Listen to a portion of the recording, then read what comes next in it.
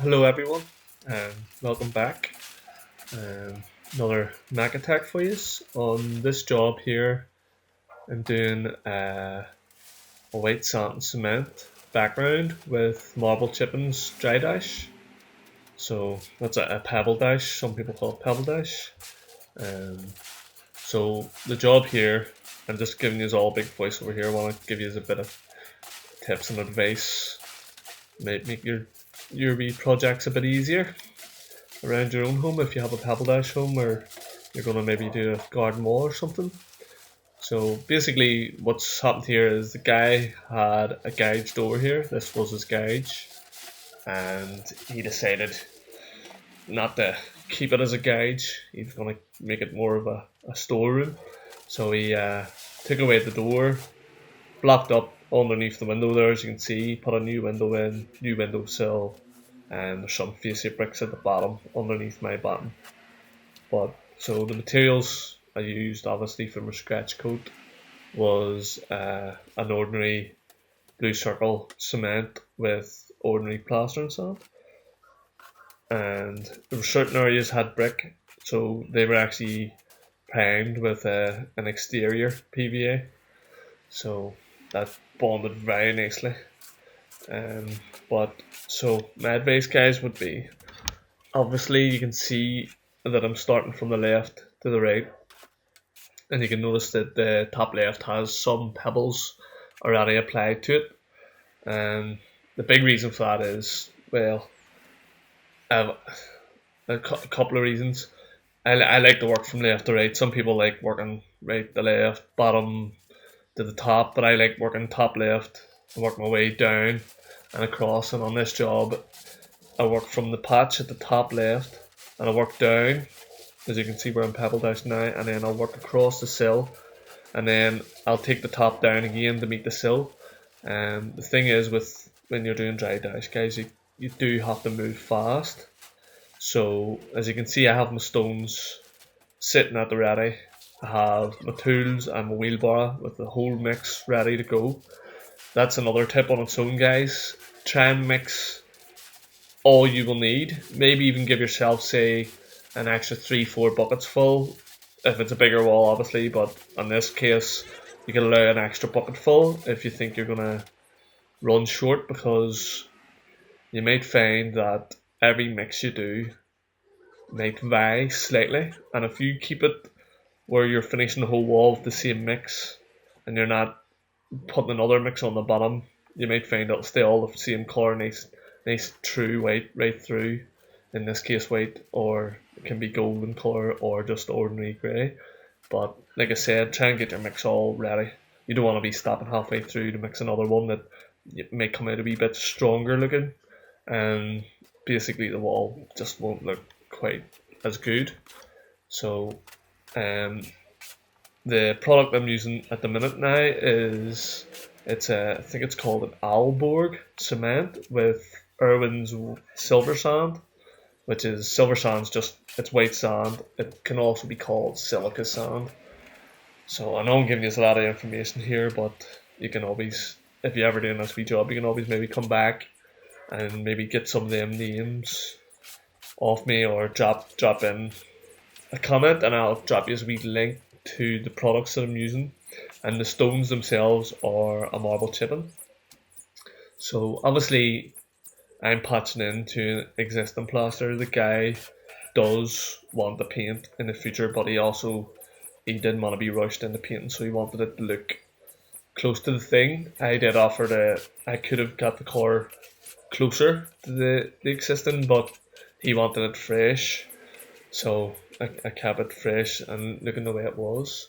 And I'll have another video coming up soon where I can show you how to, like, I know the top there is a bit grayer and darker looking because it's dirty over the years, but I'll show you guys maybe a couple of wee tricks and tips how to closer match the colour.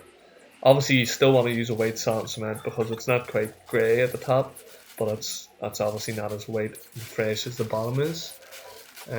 So that being said, now you want to move fast You want to have certain areas wet down. The areas I've wet down was along the bottom of the sill, because the bottom of the sill would be probably the driest part of the wall, as the fact that when it does rain, the sill protects that area, so it will dry, and you don't want your sand and cement drying. Otherwise, what's the stones going to do? Bounce right off. They won't stick. They won't adhere to the background, and that's where, when I say, guys, have everything sitting ready, I have my stones ready in a bucket, I have empty bags ready to collect the stones that fall, so I can reuse them. There's no waste in this game, guys, bar maybe the extra bucket of white cement, but that's more of a necessity than a waste, in my opinion, anyway. So this sand, it's very fine. Actually, believe it or not, me and Bottom 5 was talking about this, and it's regularly used. I've went to some building yards and they don't have it, and they say it sells out very fast, which is strange because it's not a very popular job at the minute. Back years ago, it was all the style, but it's not a very popular thing. White sand and cement with marble chippings thrown on these days. More popular is acrylic renders and just render. Wet dash, I would say, is even more popular here anyway. But back to what I was saying, what me and Bottom 5 was chatting about. We were talking about that the fact that it sells like hotcakes here because nurseries bat, and the reason they bat is because it's sterilized sand. This could be a lot of useless information, or it could be a lot of useful information. So you might say to yourself, why is the sand sterilized? Right, sand is sterilized because it's a white background. They don't want no algae growing in the sand, and then you apply it, and then the whole wall be riddled with algae. Which you will notice on some older houses, guys. You'll probably notice it more now that I pointed out. Some walls will have a wee red speckle over them, and that's an algae, like a moss type of thing growing on them. Some will have a black one, and some will have green in areas too. Probably depending on what way the house will get shade and sitting damp, so the sun won't dry it out. But you can get anti-fungicides that put through the mixes, as I talked about in Weber K-Rand Weber McCouche product I used, which had the antifungicides mixed through it, and 5 years later it was just as good as new. So yeah, guys, the idea is with the white sand cement is it would be hard to just come into a job like that and just know exactly what you're doing. You gotta sort of learn as you're going what's going to work and what's not. So, like I said, certain areas are going to dry. You might not want to wet down towards your bottom where the bell cast is, as if you wet that and you're putting on a good heavy coat there and a nice flick, the stones might just pour off the wall. So you might want to avoid actually wetting that area and just trust your thickness of your coat. And again, to another video I was talking to with the guy Patrick at my projects, I think that's called his channel name. But anyway, back to what we were talking about is you can't overwork the white cement as well, but at the same time you gotta move fast and you gotta have it flat. If you don't get it flat and smooth when you throw the pebbles on, actually it'll just follow all them bumps and hollows. Where I'm working around here, the pipe is quite awkward because I've loosened the pipe, so I've actually kept the screw holes. You might notice them there, I don't know. I've kept the screws in the screw holes and I'm working around them, which it's kind of making the job harder, but it'll make me a lot easier to put that pipe back on, that down pipe for the water spout. So I don't have to drill through my nice new wall. I can just tighten the screws back up again. I'll leave it a day or two, let the stuff set, and crack on with that. And the tools I'm using, guys, just a hawk and trowel, and I'm using a bucket scoop actually. It's worked out quite handy. Big bucket scoop. Was digging in down deep into the sand and cement, the white sand and cement. The silica sand is very fine. It's very sticky. It's quite like building sand actually. It's makes it a wee bit hard to apply. You want to mix it nice and fluffy. That's why I stir it up every time before I use it, so it's nice and fluffy and creamy. And just applies a bit easier. And what you find is with the likes of building sand or the silica sand is if it's sitting a wee while, the moisture seems to come to the top, and all the heavies, because it's so fine sand, the sand will sink to the bottom and the water will rise actually. So you want to keep stirring it up as you go. And I found, obviously people might prefer to use a shovel, but I found that bucket scoop, because it's pointy edged and it was short, I didn't have to really put my back into it. I could just do it with one hand, and it wasn't too bad. And I could also use it to load up the hog as well. So it was quite handy just to keep the stuff stirred up and fresh.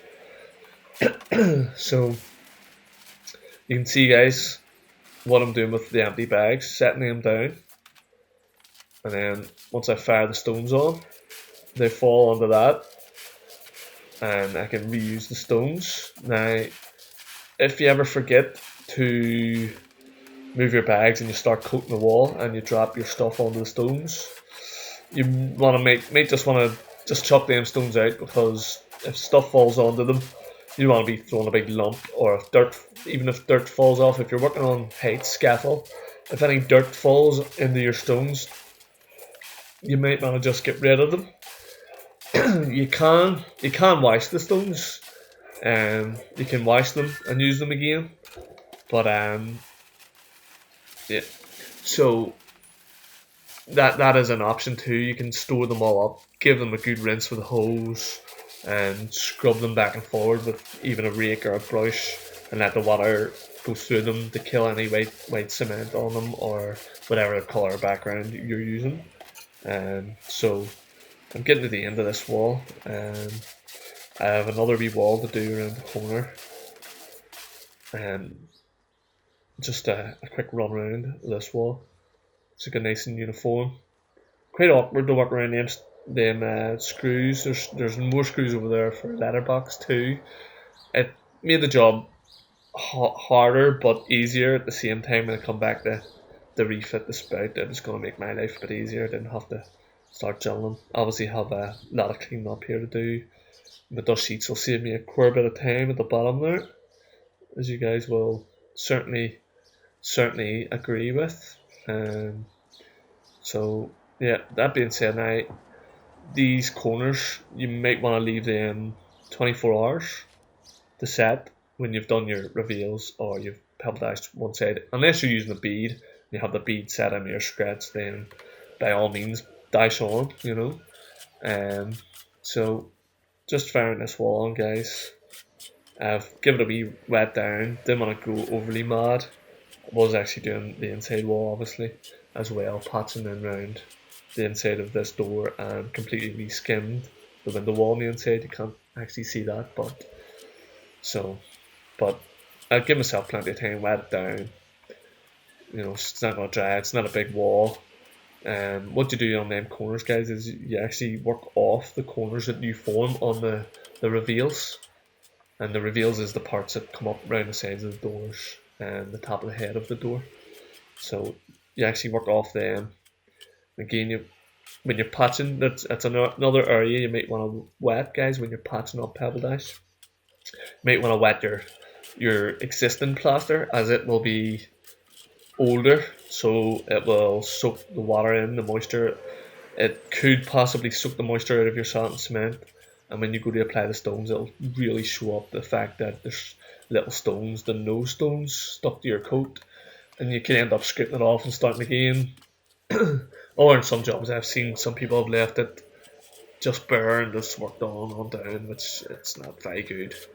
So go back to the algae, guys. You can actually see to the right of the door that you can see the black stuff there. That's the algae, hence why the white sand is obviously sterilized.